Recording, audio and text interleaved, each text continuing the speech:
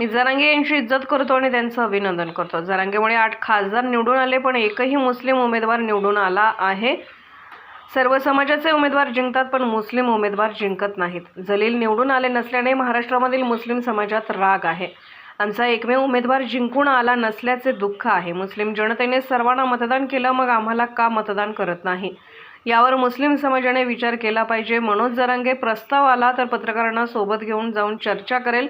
बीडमधून जरांगे यांच्यामुळे पंकजा मुंडे पडल्या, त्यांना विजय मिळत आहे, मग मुस्लिम का जिंकत नाही? महाराष्ट्र 11% मुस्लिमसाठी दुःख आहे। त्यांच्याकडून बोलणं होत असेल तर नक्की बोलू। मुस्लिम आरक्षणाबाबत न्यायालयाचे आदेश आहेत। मोदी म्हणतात मी बॅकवर्डचा नेता आहे, मग बिल आणा। आरक्षणाच्या टक्क्याच्या महाराष्ट्र एका मुस्लिम उमेदवार दिला नाही।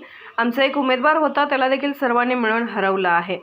बुलडोझर फक्त मुस्लिम लोकांच्या घरावर चालते, निशाण्यावर आम्ही आहोत। आम्हीच फक्त भाजपचा विरोध करत आहे।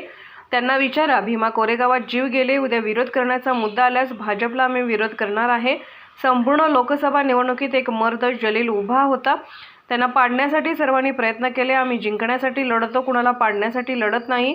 मोदी पंतप्रधान झाल्यापासून 10 मुस्लिम लोकांचे मॉब बेचिंग झाला आहे। आज सर्व संकटात मुस्लिम आहे। ऐसा है ना कि मैं हमारे जरांगे साहब की बड़ी इज्जत करता हूं और मैं उनको मुबारकबाद भी देता हूं कि उनके इस आंदोलन की वजह से 8 मराठा एमपीज कामयाब हुए मराठवाड़ा में, और महाराष्ट्र में एक भी मुसलमान एमपी नहीं है। महाराष्ट्र में ओबीसी समाज के एमपी जीत कर आए, मगर एक भी मुसलमान एमपी नहीं जीता। तो ये भारत की जो हमारी जमहूरियत है, हम ये दावा करते कि हमारी जमहूरियत, हमारी लोकशाही जो है वो एक रिप्रेजेंटेटिव फॉर्म ऑफ डेमोक्रेसी है। अब रिप्रेजेंटेटिव फॉर्म ऑफ डेमोक्रेसी में आपका हर समाज का एमपी जीतकर जाता है महाराष्ट्र से, और एक समाज का कोई एमपी नहीं जीतता है तो मुसलमान समाज का है। तो ये बात इन तमाम जिम्मेदारों को सोचने की जरूरत है, और हमारी कोशिश यही है कि जो औरंगाबाद से इम्तियाज जलील साहब को कामयाबी नहीं मिली, इसका ना सिर्फ महाराष्ट्र के पूरे मुस्लिम समाज में एक गम है, गुस्सा है, और वो गम और गुस्सा ये कह रहा है कि भाई हर समाज का आदमी जीत रहा है। हमारा एक एमपी था मुस्लिम समाज का, उसको हराने के लिए सब मिलकर उसको हरा दिए। तो ये सच्चाई है, और भारत की पार्लियामेंट में आज पहली मर्तबा ऐसा हुआ है कि अपर कास्ट और backward OBC, other backward class का रिप्रेजेंटेशन बराबर हो चुका है भारत की पार्लियामेंट में। और किसी समाज का अगर पॉलिटिकल रिप्रेजेंटेशन सिर्फ 4% है, 14% आबादी भारत में मुसलमानों की है, और सिर्फ 4% एमपी जीत कर आ रहे, तो ये आखिर ये मुसलमानों से उनको वोट डालने के लिए क्यों पीछे हट रहे? मुसलमान तो झोली भर भर कर वोट डाला ना सबको। हम सब जब डाल रहे हैं वोट, तो हमको क्यों नहीं वोट डालते? तो ये सवाल मेरा ये तमाम पॉलिटिकल पार्टी से, ये तमाम लीडर से, और ये सवाल मुसलमानों को भी सोचना है। हम वोट डालने वाली मशीन तो नहीं है ना, हम तो एटीएम नहीं है कि तुम आओ और हमको दबा दो और हम डालते जाए वोट। तो ये आपके सवाल का जवाब ये है। मैं जरांगे साहब को मुबारकबाद देता हूं कि उन्होंने खड़े हुए अपने समाज के लिए, और उनके खड़े रहने की वजह से 8 मराठा एमपी को उन्होंने कामयाब कर दिया। बीड़ से उन्होंने पंकजा मुंडे को शिकस्त हो गई। तो ये उनकी कामयाबी है ये, मगर कामयाबी जहां उनकी हो रही है, जो मुस्लिम समाज की कामयाबी क्यों नहीं हो रही है? और ऐसा ही हमको लड़ना है मुस्लिम समाज को भी अपने राइट्स के लिए। और इंशाल्लाह हम वो कोशिश कर रहे हैं और करेंगे। दूसरी पार्टियां तो दूसरी पार्टीज तो सिर्फ मुस्लिम वोट को लेना चाहती है, कैंडिडेट नहीं दे सकते। तो इम्तियाज साहब ने सही कहा, आज आपके महाराष्ट्र काउंसिल में ना, काउंसिल में तो कोई नहीं है मुसलमान। तो ये महाराष्ट्र के 11% मुसलमानों के लिए एक बहुत ही तकलीफदेह बात है। अगर उनकी तरफ से कोई बातचीत होती है, हम बराबर बात करेंगे। तो ऐसा हम अपने दरवाजे बंद नहीं करें। मराठा समाज को रिजर्वेशन मिलना चाहिए, हम उसके खिलाफ नहीं है। हम ये भी चाहेंगे कि महाराष्ट्र के जो मुसलमानों में जो बैकवर्ड कास्ट है, जिनको बॉम्बे हाई कोर्ट ने एजुकेशन में अलाउ किया, तो हम ये चाहेंगे कि उसको कंटिन्यू करें। और रिजर्वेशन का वो बॉम्बे हाई कोर्ट का जजमेंट है मुसलमानों के फेवर में। एम्प्लॉयमेंट में उन्होंने कहा कि 50% के ऊपर जा रहा है, इसलिए हम नहीं दे सकते।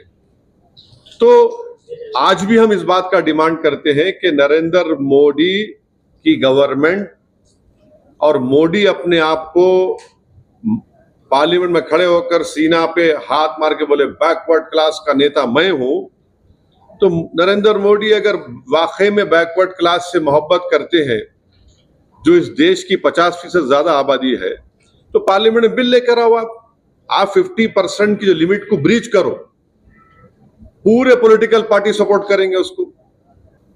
अरे हम ही तो लड़ रहे हैं मोदी से, घुसपैठी हमारे को बोल दिए, ममता बनर्जी घुसपैठी बोले, मंगलसूत्र छीन के चोरी का हमको देने का किसका बोले, हमको बोले, मुस्लिम कम्युनिटी को बोले, किसकी भैंस चोरी करके दी जाएंगी, चोरी का हमको बोले। अरे पूरा मुस्लिम कम्युनिटी को टारगेट करके बीजेपी ने जीता ना, जितने सीट जीते। सुनिए सब बुलडोजर चल रहा है किसके घर पे, मुसलमानों घरों पे। 8 मुसलमानों का मॉब लिंचिंग हो गया 4 जून के बाद मुसलमानों से। अरे भाई निशाना तो हम बन रहे हैं ना, तो हम ही तो मुखालिफत कर रहे बीजेपी की, इलेक्शन में भी कर रहे, जान भी हमारी जा रही, घर भी हमारा टूट रहा, बच्चे ही हमारे जेल को जा रहे, तो हम ही तो मुखालिफत कर रहे बीजेपी की। ऑनेस्टली अगर देखा जाए, जो मराठा समाज आज खड़े होकर अपने हक के लिए लड़ रहा है, मैं उनको मुबारकबाद देता हूं। और महाराष्ट्र के मुसलमानों को भी इनको देखना चाहिए और इनसे हमको सीखना चाहिए। वोट लेने वाले नहीं बन रहे हम, और इसी वजह से पॉलिटिकल पार्टीज जो है मुसलमान को ना टिकट देते। पूरे महाराष्ट्र में इंडिया अलायंस ने एक भी मुसलमान टिकट नहीं दिया। खैर नरेंद्र मोदी तो बोल दिए हमको, हम घुसपैठी है, तो कहां घुसपैठी टिकट देंगे वो, तो हम तो सिर्फ वोट डालने वाले बन गए।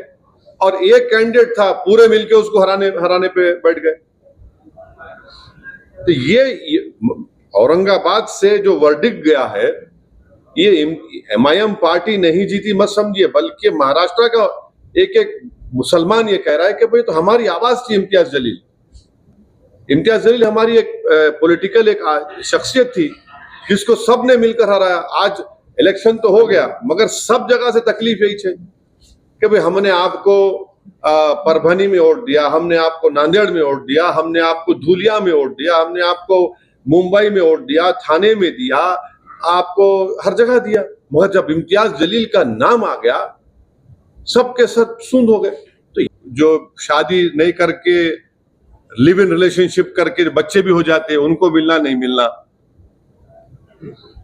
हाँ, अब आप बोलेंगे नहीं, जो बाप शराब पीता उसकी बेटी को नहीं मिलना, तो पूरे के पूरा आउट हो जाएंगे। फिर तो तानिक पूरा पीते 6 बजते की। तो ये हर चीज मुसलमान को ला लेना कि बच्चे ज्यादा पैदा करते, क्या वही बोलना बच्चे ज्यादा पैदा करते, वो पागल है बोलने वाला। उन्हें अगर पढ़ लिखता, थोड़ा नेशनल फैमिली हेल्थ सर्वे पढ़ लेता वो दीवाना, तो उसकी आंख खुल जाती कि टीएफआर रेट गिरा है।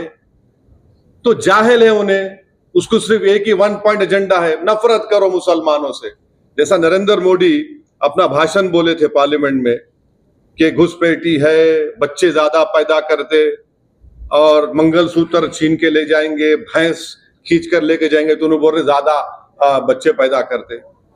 अरे प्यारे, तुम जिसके इशारों पर कठपुतली बने हुए हैं, नरेंद्र मोदी को भी 6 भाइयां हैं, अमित शाह को 6 बहनें हैं। अब उसका जिम्मेदार कौन है? अब कौन जिम्मेदार है उसका, बोलो ना। तो ये इनका नफरत है। अगर वो इंपेरिकल एविडेंस पढ़ते तो खैर आपके जरिए से उनको ज्ञान मिल गया आज। मैं यकीनन इम्तियाज जलील मेरे को बहुत याद आया। इम्तियाज जलील मैं जब ओथ लिया तो मेरा ओथ बड़ा फेमस हो गया पूरी दुनिया में। आप लोगों ने, आपका शुक्रिया, बहुत बहुत थैंक यू वेरी मच।